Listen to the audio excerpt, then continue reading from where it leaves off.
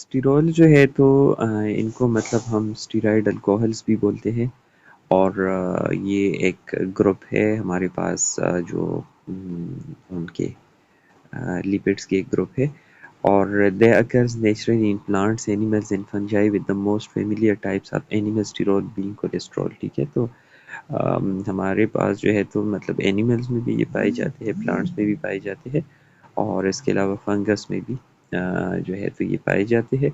और इनकी जो सबसे इम्पोर्टेंट टाइप है जिससे हम सब लोग फेमिलियर है स्टीरोल्स की, तो वो कोलेस्ट्रॉल है। ठीक है, कोलेस्ट्रॉल जो है तो दैट इज स्टीरोल।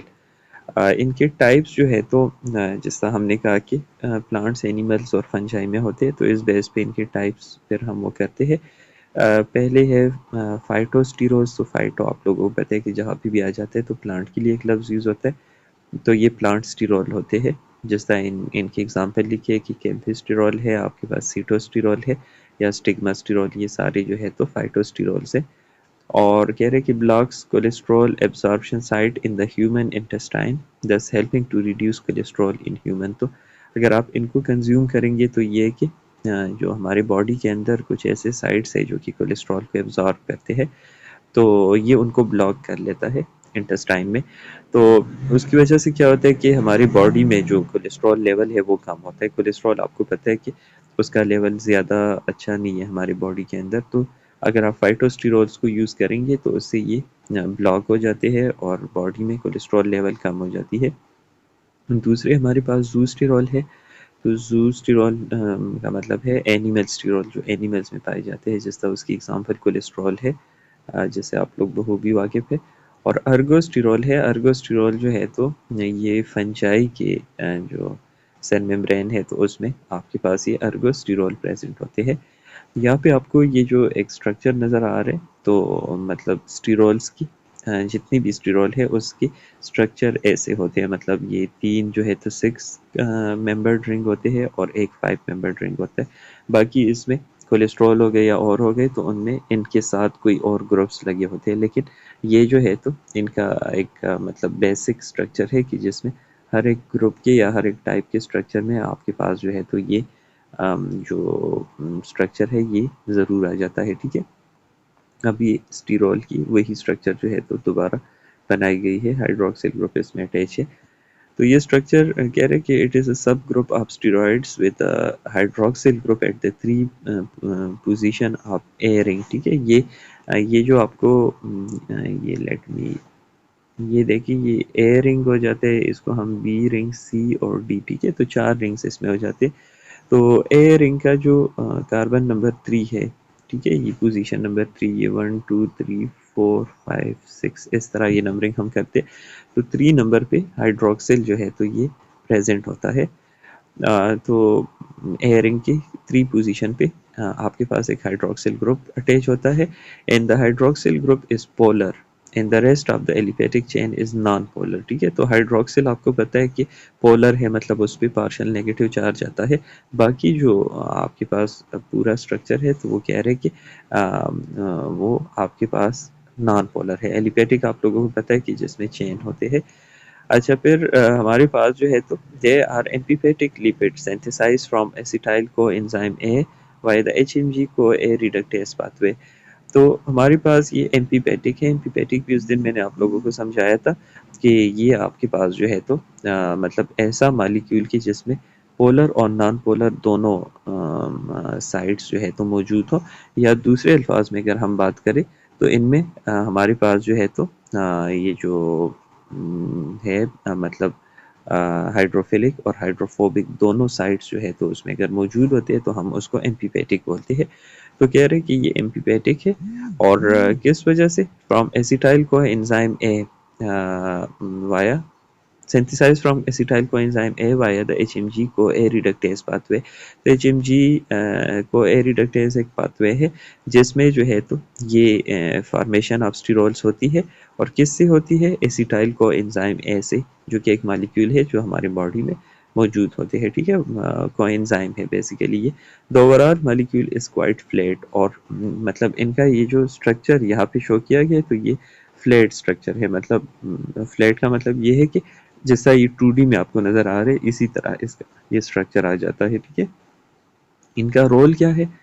तो रोल कह रहे हैं कि cholesterol forms part of the cellular membrane in animals and serves as secondary messenger in developmental signalling.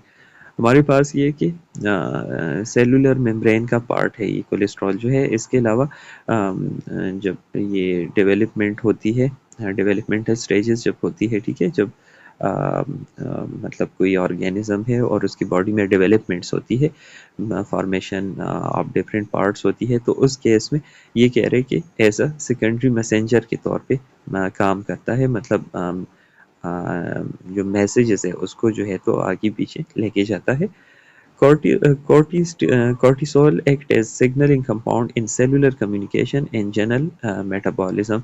इसके अलावा ये जो दूसरा उसका टाइप है स्टीरॉल्स का, कॉर्टिसोल है, तो ये भी सिग्नलिंग कंपाउंड के तौर पे सेलुलर कम्युनिकेशन में, मतलब जो डिफरेंट सेल्स है तो एक सेल से दूसरे सेल को जो है तो ये सिग्नल प्रोवाइड करता है। इसके अलावा जनरल मेटाबॉलिज्म में भी इसका फंक्शन है। इट इज़ ये स्टीरॉयड्स की बात करें कि it is common component of human skin oils. हमारे जो स्किन पे जो ऑयल्स है तो उनका ये एक कॉमन कंपोनेंट है। Sterols function as a precursor to fat-soluble vitamins and steroid hormone। इसके अलावा ये जो फैट सॉल्युबल विटामिन्स है तो या जो स्टीरॉयड हार्मोन्स है तो उनके लिए स्टीरॉल जो है तो एज अ प्रिकर्सर काम करते हैं। प्रिकर्सर मैंने पहले भी आपको बताया था कि कोई भी चीज़ के जिससे कोई दूसरा चीज़ बनता है, ठीक है। फॉर एग्जांपल अगर मैं कहूँ कि A is the precursor for B, तो इसका मतलब ये है कि बी हमारे पास ए से बनता है, ठीक है। तो A is the precursor for B का मतलब ये है कि हमारे पास ए था और उससे हमारे पास बी बन गया। तो यहाँ पे कह रहे हैं कि sterol function is precursor to fat soluble vitamins. तो मतलब क्या हो गया कि फैट सॉल्युबल विटामिन्स आप लोगों को पता है विटामिन ए, डी, ई और के, तो ये आपके पास जो है तो स्टीरोल से बनते हैं। या हमारे पास जो स्टीरॉयड हार्मोन्स है तो वो भी स्टीरोल से बनते हैं। कोलेस्ट्रॉल जो है तो that is vital to cell membrane. Cell membrane जो है तो कोलेस्ट्रॉल के बगैर मतलब वो रह नहीं सकता। सेल मेम्ब्रेन जो है तो कोलेस्ट्रॉल के बेसिस पे ही बना होता है। तो जो ये लिपिड और ये चीज़ें होती है तो वहाँ पे कोलेस्ट्रॉल होते हैं। तो ये इनके कुछ फंक्शंस थे, ठीक है। ये जो स्लाइड आपको नज़र आ रहे हैं तो ये मैं आपको एक दूसरे हमारे पास जो है तो नेक्स्ट स्लाइड से तो उनमें ये ज़रा डिटेल से आप लोगों को पढ़ाता हूँ अभी। प्लाज्मा लिपोप्रोटीन्स जो है तो कह रहे कि lipoprotein is a biochemical assembly whose purpose is to transport hydrophobic lipid, also known as fat molecules in water, as in blood or extracellular fluid। तो हमारे मतलब बॉडी के अंदर लिपोप्रोटीन्स होते हैं। अब लिपोप्रोटीन्स जो है तो ये कह रहे कि इसका काम क्या है कि जो हमारे बॉडी के अंदर जो हाइड्रोफोबिक लिपिड्स है या फैट्स है तो उनको ट्रांसपोर्ट करना। मतलब वो वाटर में जैसा ब्लड है तो ब्लड आपको पता है कि तो उसमें तो ज़्यादातर पानी होता है। अब पानी में तो फैट्स डिज़ोल्व नहीं हो सकते तो वो फिर कैसे ट्रांसपोर्ट होंगे? तो उनकी ट्रांसपोर्ट के लिए हमारे पास जो है तो कुछ गाड़ियाँ यूज़ होती है, ठीक है? कुछ व्हीकल्स यूज़ होती है और उन व्हीकल्स को हम लिपोप्रोटीन्स बोलते हैं। तो मतलब लिपोप्रोटीन्स का काम क्या है कि ब्लड में से फैट्स को जो है तो ट्रांसपोर्ट करना, एक जगह से दूसरी जगह पहुँचाना, ये बेसिकली लिपोप्रोटीन का काम है। A lipoprotein is a biochemical assembly that contains both protein and lipids। ठीक है, इसमें लिपिड और प्रोटीन दोनों होते हैं which allow fats to move through the water inside and outside the cell। तो मतलब इसमें लिपिड पार्ट भी है, प्रोटीन पार्ट भी है। तो वो क्या कहते हैं कि फैट्स को जो है तो सेल के अंदर, सेल से बाहर, ब्लड के मतलब बॉडी के अंदर, ब्लड के अंदर एक जगह से दूसरी जगह जो है तो ये लेके आते हैं या लेके जाते हैं, ठीक है। Any of a group of soluble proteins that combine with and transport fat or other lipids in the blood plasma। ठीक है, तो ये एक और उसकी डिफिनीशन है लिपोप्रोटीन्स की कि any of a group of soluble proteins that combine with and transport fat or other lipids in the blood plasma, के ब्लड में लिपिड्स या दूसरे हमारे पास फैट्स या दूसरे लिपिड्स जो है तो उनको ट्रांसपोर्ट करते हैं। Many enzymes, transporters, structural proteins, antigens and toxins are lipoproteins। तो कुछ ऐसे एंजाइम्स भी है जो कि लिपोप्रोटीन के तौर पे काम करते हैं, मतलब उसमें लिपिड पार्ट भी होते हैं, प्रोटीन भी होता है। इसके अलावा कुछ ट्रांसपोर्टर प्रोटीन्स है, स्ट्रक्चरल प्रोटीन्स है, और हमारे पास एंटीजेंस है या टॉक्सिन्स है, ये सारे एज अ लिपोप्रोटीन काम करते हैं। अब इनकी क्लासिफिकेशन जो है, तो आप लोगों ने गुड और बैड कोलेस्ट्रॉल का पढ़ा होगा, तो वो यहाँ पे बेसिकली मैं आप लोगों को पढ़ाना चाहता हूँ। Lipoproteins differ in the ratio of protein to lipid and in the particular apoproteins and lipids that they contain.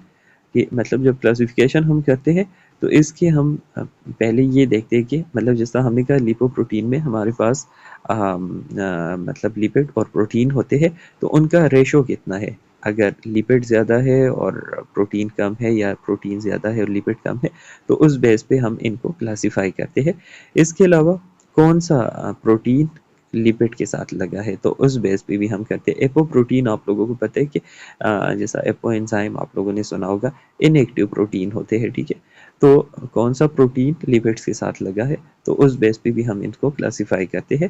तो और जो इनकी क्लासिफिकेशन है बेसिकली, तो हम डेंसिटी के बेस पे कर लेते हैं, ठीक है, कि मतलब डेंसिटी उसकी कितनी है। जिस तरह सबसे पहले हमारे पास आ जाते हैं HDL। HDL means high density lipoproteins. तो हाई डेंसिटी लिपोप्रोटीन्स की डेंसिटी जो है, तो वो 1.063 ग्राम पर ml से ज़्यादा होती है, ग्रेटर देन 1.063 ग्राम पर ml, and ranges in diameter from 5 to 15 nanometre.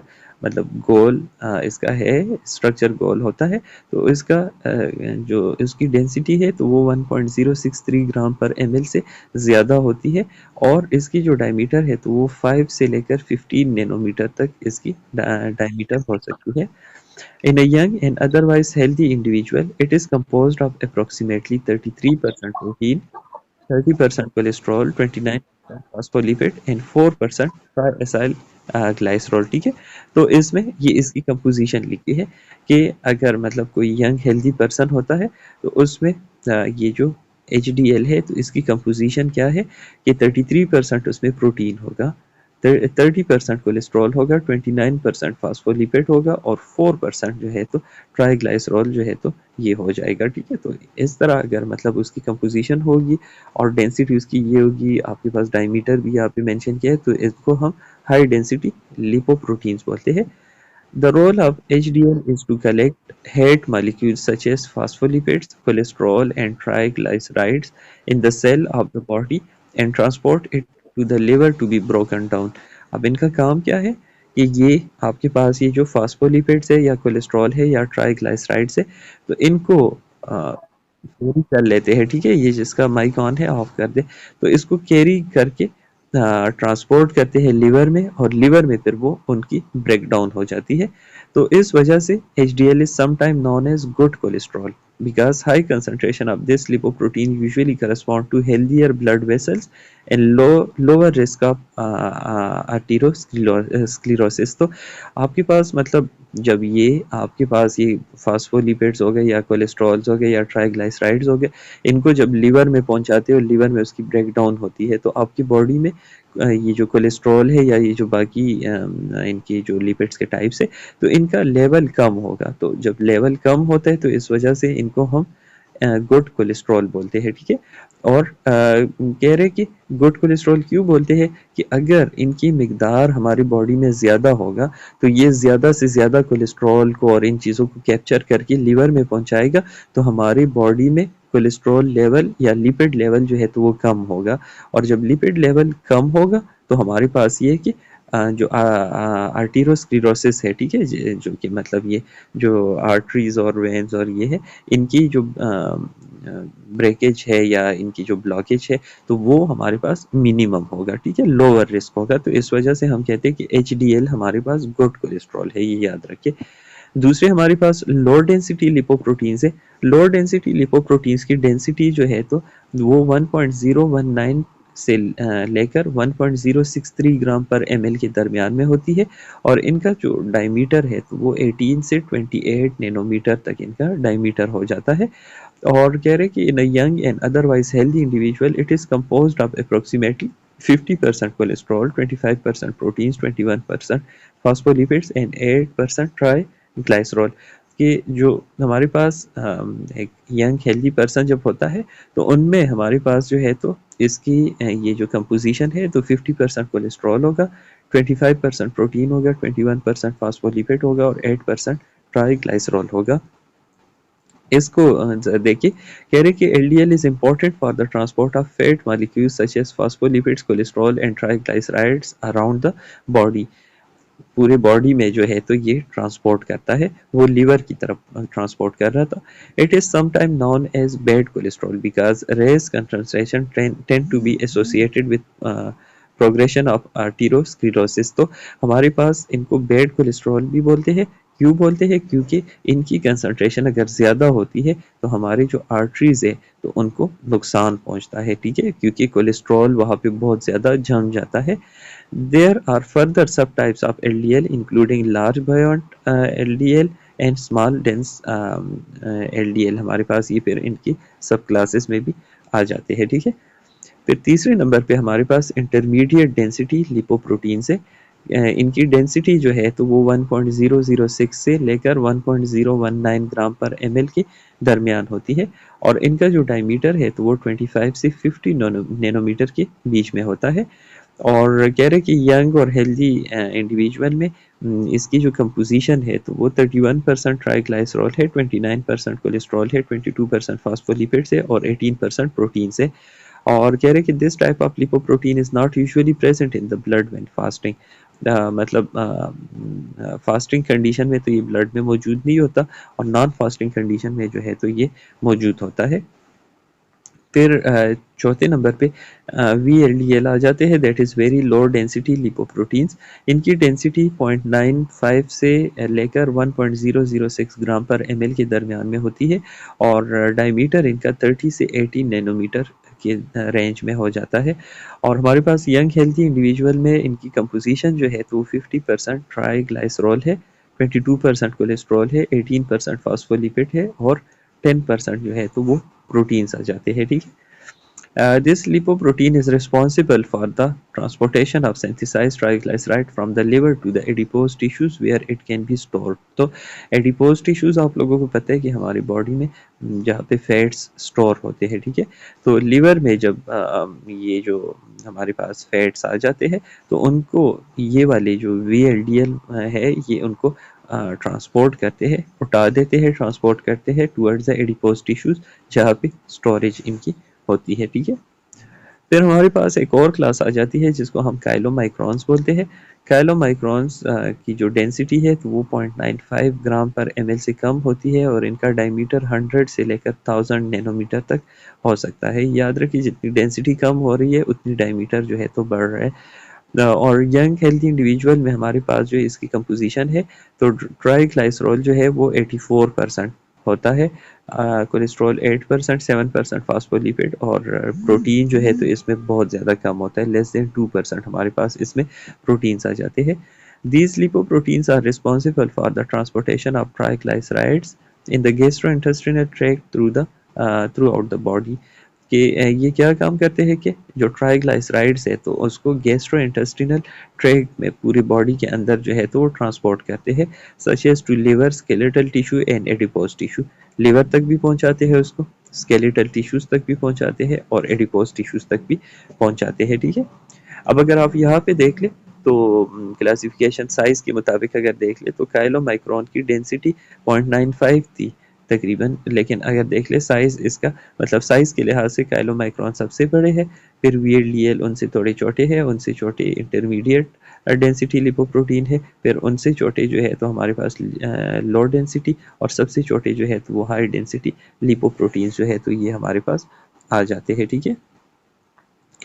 अच्छा, फिर यहाँ पे अगर आप देख ले तो कह रहे कि बैड और गुड बेस पे अगर आप इसकी क्लासिफिकेशन करें तो आपके पास जो काइलोमाइक्रॉन है तो हमारे पास जो है तो ये इसके अलावा VLDL, IDL और LDL ये चारों ग्रुप्स जो है तो ये हमारे पास बैड कोलेस्ट्रॉल में आ जाते हैं, जबकि हमारे पास ये जो HDL है, हाई डेंसिटी लिपोप्रोटीन, तो ये हमारे पास गुड कोलेस्ट्रॉल में आ जाते हैं, ठीक है। यहाँ पे अगर आप इस टेबल में देख लें तो आपको उसकी जो वहाँ पे हमने पढ़ा तो उसकी एक समरी है। अगर आप मतलब इसको याद कर ले तो फिर आपको उसकी पढ़ने की ज़रूरत नहीं है। यहाँ पे जो है तो आपको उनकी डेंसिटी भी लिखी है, डायमीटर भी लिखा है, प्रोटीन्स कितना है, परसेंटेज उसकी, और हमारे पास फास्फोलिपिड और ट्राइग्लाइसरॉल, इन सब की जो है तो आपके पास ये डिटेल यहाँ पे लिखी है।